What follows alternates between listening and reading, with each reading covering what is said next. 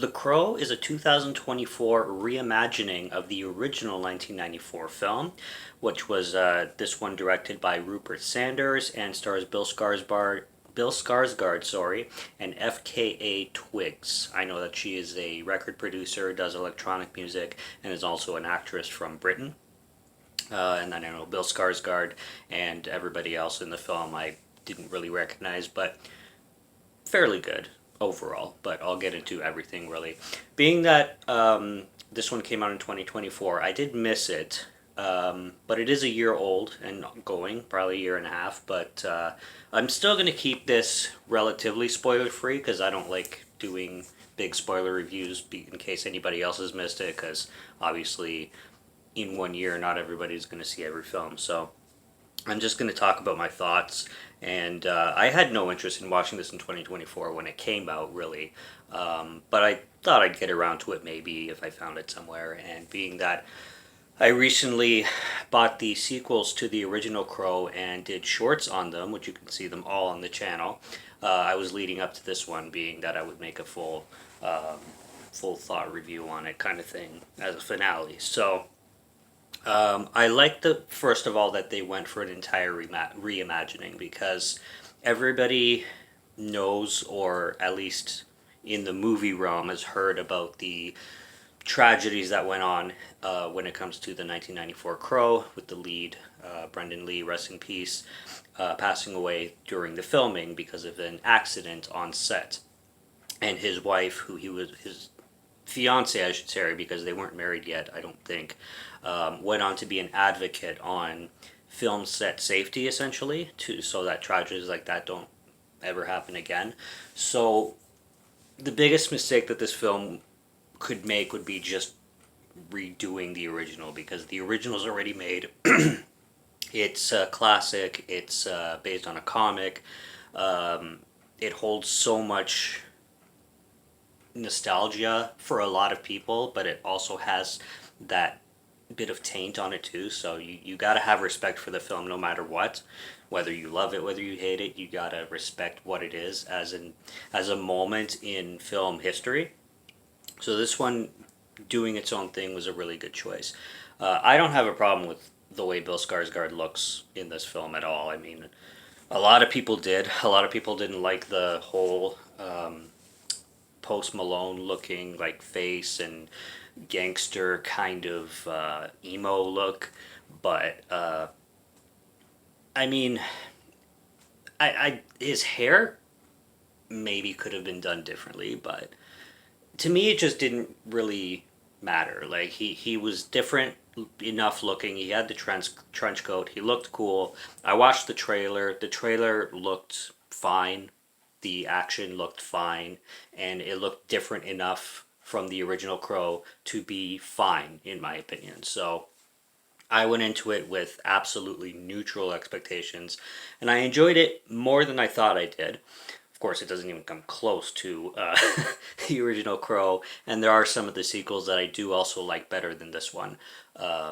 City of Angels is definitely one of them. I don't know about Salvation, definitely not Wicked Prayer, but Salvation maybe is a little better than the remake too, but I'd have to watch them back to back, or maybe do a ranking. We'll see. Um, all the actors are great. All the actors do their job well. I'm glad there's a little bit of build up with when it comes to Shelley and Eric's relationship. I also do think they should have changed their names. Anybody saying that they should that's a mistake that they made, I agree with. That holds too much to the original, and they definitely shouldn't have gone with Eric Draven because he's he has nothing to do even with his and her death. They take the death thing very differently too. He's not necessarily he's avenging her, but he's avenging her in a different way. Um, there's a there's a plot in the film where he can bring her back to life, and he can make a trade in a sense when it comes to seeking vengeance on who he's after and using his own soul to bring her back, kind of thing. So there's that, and the I love the gore. There's not like a ton of scenes that are action, but there's one giant one in the third act that basically the whole third act is action packed and gore central. If anybody is watching this film, or even just the third act of this film, and they're saying there's not creative kills in this film, I don't know what movie they watched, because when when people say they want creative kills and they hate just the stabby like the screams and stuff, there's creative kills in this film. Okay, there's unique ways that Eric Draven will take his baddies out, and you know, I don't want to get into detail, but there's very interesting and unique ways, and I felt that was cool. Now there is also this big change that they made. Good on the change. I don't like all the changes, but I'm saying props to all the changes, because changing this and making it unique is what they should have done. So, but I'm not saying that I love them all. And one of them being that when Eric goes into this realm, it's basically a purgatory in a sense, that looks like this industrial, completely torn down warehouse, and it's really rainy and dark, and there's puddles of water everywhere, and it's just gloomy, and you get all that gloomy emo sense. And they never really showed that in the original film. You never saw the afterlife. You never saw anything like that. It was just Eric Draven seeking vengeance.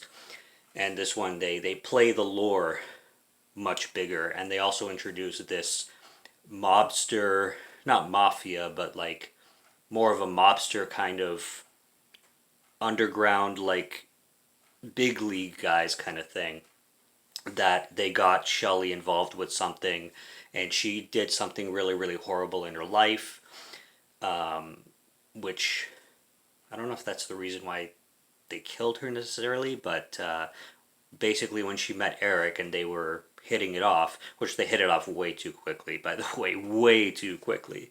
They go to rehab together basically, and then she, of course, just starts talking to him, and then 2 minutes later they're in love, and and it's just them fucking for a whole bunch of time.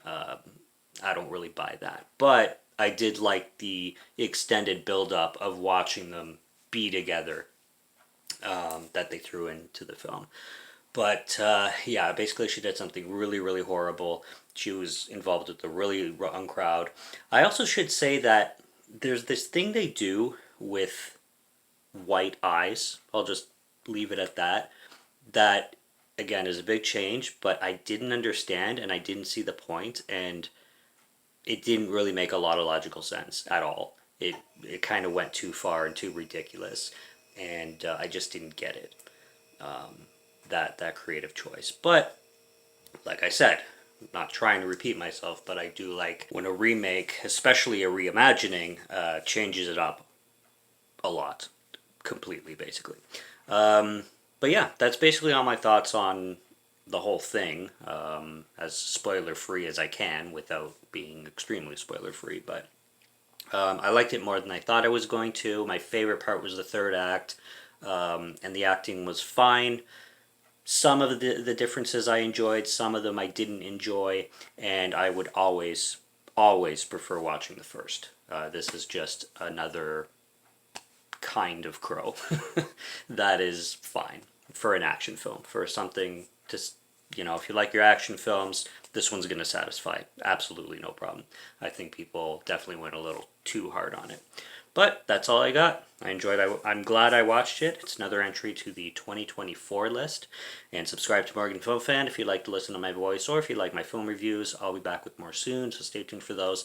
Check out what's on the channel already. Stay tuned for what's coming. Until next review, have a good one. Take care and cheers.